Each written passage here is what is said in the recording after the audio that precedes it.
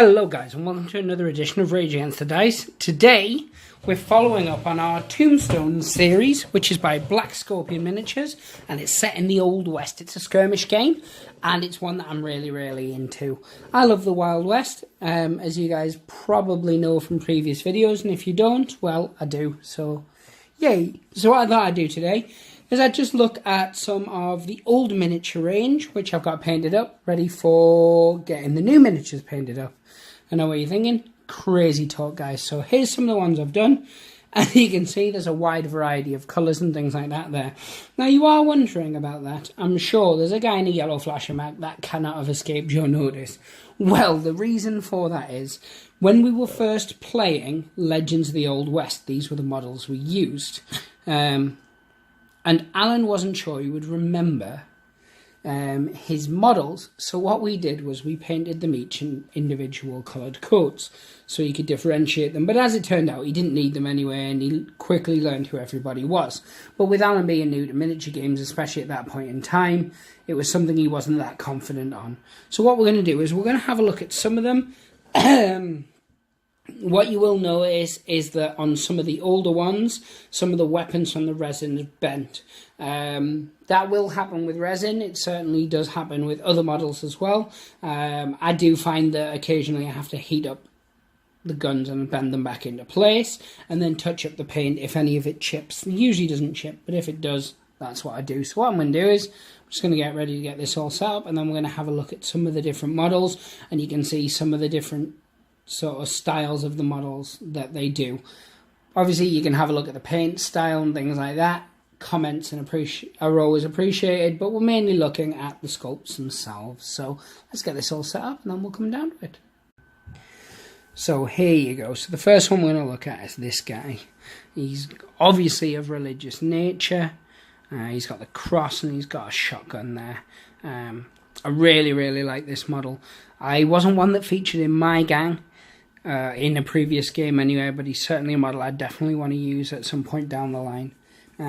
Next one we've got is this, who I painted up because my son loves Toy Story, so I painted him up like Pete the Prospector, complete with really angry face. But yeah, and here's one of Alan's. So this one, the guy's with a white coat. I give him a red bandana. I love the fact that he's carrying the swag and things like that. And we got this guy here. I believe he's from the ERP set. I bought 2 sets of ERPs, one to paint up all in their proper colours and another just to use for our campaign. So this was my leader from our Legends of the Old West. You can see there's a bit of fluff on her there. Now I really like painting these models. I find that, because resin can be a pain, everybody who's painted resin knows that, for varying reasons. The main one being how easily things chip. But these models are really good, to be honest, and I haven't had a lot of problems while painting them. I do obviously give them the resin bath that you should, so we've got a nice brunette there. You can see where the gun's warping, and that's something I'll have to fix. We've got our very own Man in Black. I love that model. I just love the sort of size of the gun. He just looks like a no-nonsense character.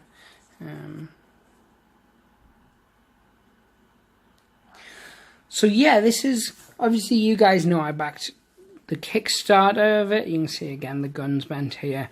And I'm really looking forward to getting some games in. We've just been a bit swamped recently. If you follow us on Instagram at all, you'll have seen a load of these models that have popped up time and time again. But as I said, I'm a really big fan of the sculpting style. And the game itself is really good as well. So you can see we're just sort of ploughing through them now, having a look. And again, these are all the old sculpts. The new ones are most certainly better, but if I'm honest, I just haven't had time to get any painting done. I've picked up a lot of commissions recently and been trying to get those sorted. Here he is. We used to mock Alan constantly, call this one April O'Neil. amongst other things, Flasher Mac, etc.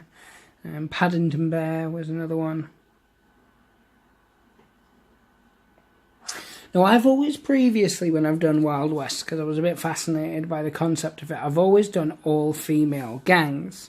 I really like, I don't think you can see it very well on there, but I really like the stubble. It was my first time messing around trying to do kind of like a 5 o'clock shadow, I think it's called. But yeah, so it was quite fun there. But yeah, I've always done all female gangs. And I think I'm definitely, when we do this next campaign, I'm going to do a mix. Which is odd, because most of the models we got from the Kickstarter were the female ones. But as you can see, I have got a huge amount of the current range.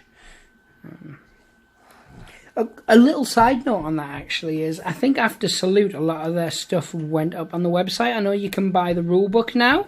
So for those people who didn't back the Kickstarter, we have had a lot of people asking us when the rulebook's going to be available. It looks like it is available on their website now for you to buy. So if you're interested in the Wild West and you definitely want to get in on this, do so. And again, if you're in the northeast of England or within driving distance and you want to try Tombstone, we are quite happy to run that for you. So what we're going to do now is just have a quick... So these are some of the other models. As you can see, I've got a load still to paint. These are all the Kickstarter stuff. There's some more up there. There's some I've already started. But yes... So we're definitely looking forward to getting some Tombstone done. I just wanted to show you guys where we're at, show you some of the models, show you that, look, I do actually paint some stuff. Yeah, so the next thing we're going to look at Tombstone is we're going to look at the playthrough in depth, and we're going to show you a little sort of work through how movement works, work through how shooting works and things like that, but do it on a very visual thing. So instead of doing a full game and a full playthrough, it'll be this is how you do X, this is how you do Y. We're also going to do some painting tutorials and stuff on some of the Kickstarter models. Yeah, but no, as always, I've got to stop saying M. I stopped doing it for ages, but I've started doing it again. I don't know why. Regardless, thank you guys for watching as always. Can you give a like? Hit subscribe if you're not already. If Old West isn't your thing, but you're potted across for one reason or another, check out some of our other videos we do. We cover Drop Zone, Drop Fleet, Blood Bowl, Necromunda, Rumble Slam. We're going to be doing Carnival. We do Judge Dredd, 7TV. Some of the Lucid Eye Publications games, including Savage Core. We cover a lot of different things. If I was going to list it all, I'd be here all day. Age of Sigmar. We're definitely doing a lot with Age of Sigmar recently, or we're about to be. I've got, hey, there's M again. I've got a Chaos Corn army on the way, ready to get assembled and painted up. As you guys have seen from part 1 of our How to Paint Bloodletters to look like Balrogs. We've got part 2 of that coming up. Obviously, that's for my Age of Sigmar and for my 40k. So yeah, give us a like, give us a subscribe. Feel free to leave a comment below. They're always appreciated. We try and reply to as many as possible. The only ones we actually delete are any that are abusive, and I think we've only ever had one, and that was calling us homosexuals, which Alan technically is. Well, not technically, he is homosexual. But because we sometimes have kids who watch our channel and things like that, which is why we're trying to keep our swearing to a minimum these days. You know, we don't want them reading those kind of comments. So unless it's just outright abusive, they don't get deleted, and we always try and reply. If you've got the time, check in the description below. We have a link to Some Guys in a Filthy Majors podcast. They cover RPGs, they cover a lot of new games, they do a lot of cool stuff. If you're into podcasts, check them out. And as always, guys, pray the dice gods hope they smile upon you, and thank you very much for watching. Take care.